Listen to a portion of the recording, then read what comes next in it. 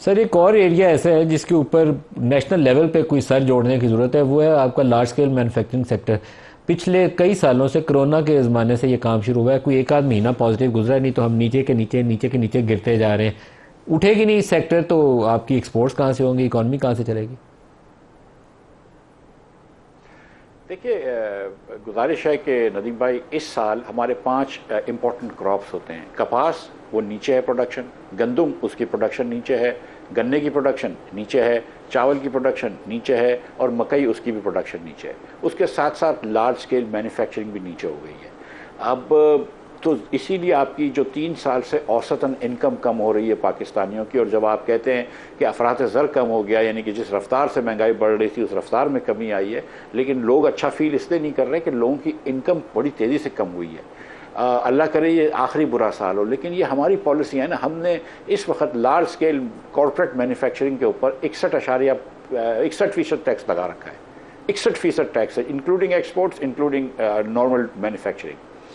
آپ نے نوکری پیشہ لوگوں کے اوپر 38% ٹیکس لگا رکھا ہے، آپ نے بزنس انڈیویجولس کے اوپر 50% ٹیکس لگا رکھا ہے۔ پاکستان میں اس وقت بجلی ہم پلہ ملک سے مہنگی ہے، گیس ہر پلہ ملک سے مہنگی ہے۔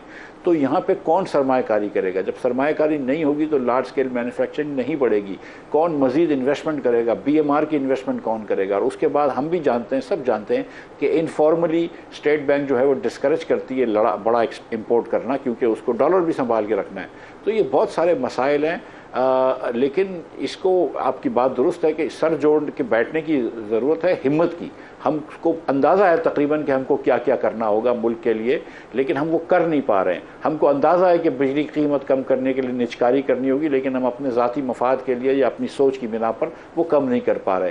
ہم 15% یو ایف جی کرتے ہیں، ان اکاؤنٹڈ فار گیس، اتنی تو ہم امپورٹ بھی نہیں کرتے۔ ہم اربوں ڈالرز کی امپورٹ کر لیتے ہیں گیس، لیکن ان اکاؤنٹڈ فار گیس کو کم نہیں کر سکتے، اور نہیں کر سکیں گے جب تک ہم نچکاری نہیں کریں گے۔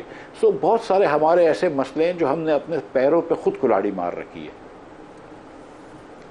مفتاح صاحب، لیکن این ایف سی ایوارڈ ایک بڑا آبویس چیلنج ہے جو سب کو پتہ ہے۔ آپ بھی فائنانس منسٹر تھے، آپ کو بھی پتہ ہے، ڈار صاحب کو بھی پتہ ہے، پیپلز پارٹی کو بھی پتہ ہے، every party new about it, P T I کو بھی پتہ ہے۔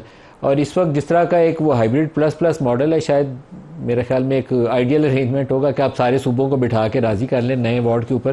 ہم یہ کر کیوں نہیں رہے؟ کیا چیز روک رہی ہے ہمیں؟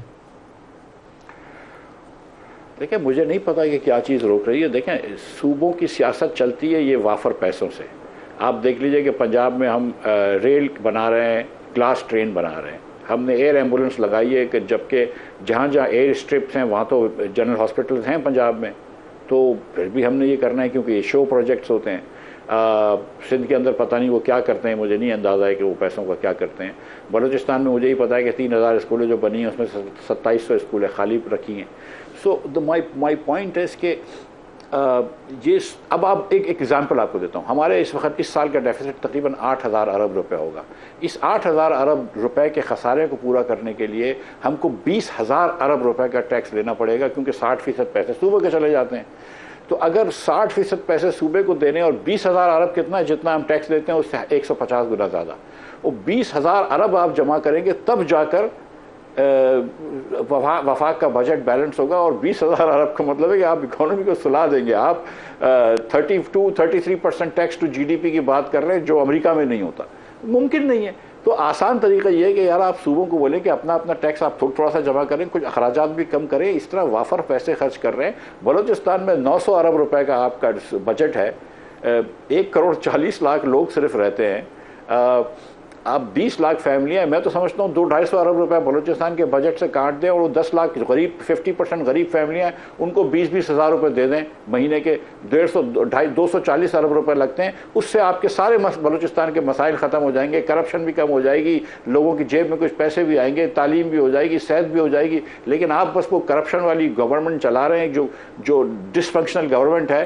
ہم بھی تو یہ چیزیں نہیں سوچتے نا، ہم بھی تو وہی چیزیں کر رہے ہیں ہر صوبے میں، ہر جگہ پہ، جو 75 سال سے کر رکھی ہیں، اور اپنے آپ کو سیاسی یرغمال بنا ہوا ہے اپنی سوچ کا اور اپنے ذاتی مفاد کا۔ مفتاح صاحب، آپ کی یہ جو بلوچستان والی تجویز ہے نا، یہ بہت اچھی ہے۔ یہ بلوچستان کا مسئلہ، یہ باقی نہ ان سے پولیٹیکل پروسیس چلنا ہے اچھے سے، نہ یہ اکنامک ڈیپریویشن کو کسی اور طریقے سے چیلنج کر سکتے ہیں، لیکن یہ ڈائریکٹ ٹرانسفرز والا جو پروسیس ہے یہ قابل عمل ہے. ان فیملیز کو دے دیں 20-25 ہزار روپیہ مہینہ، سال 2 سال میں وہ لوگ سیدھی راہ راست پہ آ جائیں گے جو بھوک کے ہاتھوں یہ کام کر رہے ہیں. باقیوں کو آپ ملیٹریلی قابو کر لیں ان کو. اور میں سیریسلی میں آپ کو بتاؤں، دیکھیں ملیٹریلی ہم لوگ قابو کر سکتے ہیں جن کو تھوڑے بہت لوگوں کو. آپ بھی جانتے ہیں، میں بھی جانتا ہوں کہ ہندوستان اور دیگر ممالک افغانستان ان کی مدد کرتے ہیں. ہندوستان پیسوں سے مدد کرتا ہے، ٹریننگ سے مدد کرتا ہے. یہ ایسا نہیں کر سکتے ہیں جتنی قسم کی ٹیررزم کر رہے ہیں، ٹرین ہائی جیک کرنا، جب تک کہ ٹریننگ نہ ہو، ویپنز نہ ہو، لاجسٹک سپورٹس نہ ہو، کمیونیکیشن سپورٹس نہ ہو.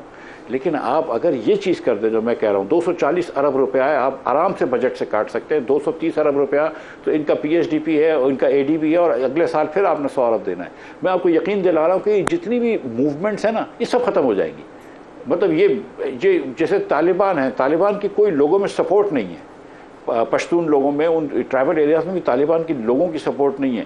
یہ جو بی ایل اے وغیرہ ہے، اس کے پاس سپورٹ ہے. میں سچی بات بتا رہا ہوں کہ ان کے پاس ہم کو ہارٹس اینڈ مائنڈس کی بیٹل ہم نہیں جیت پا رہے وہاں پہ. یہ جو میں کہہ رہا ہوں یہ کر دیں، آپ ہارٹس اینڈ مائنڈس کی بیٹل بھی جیت جائیں گے.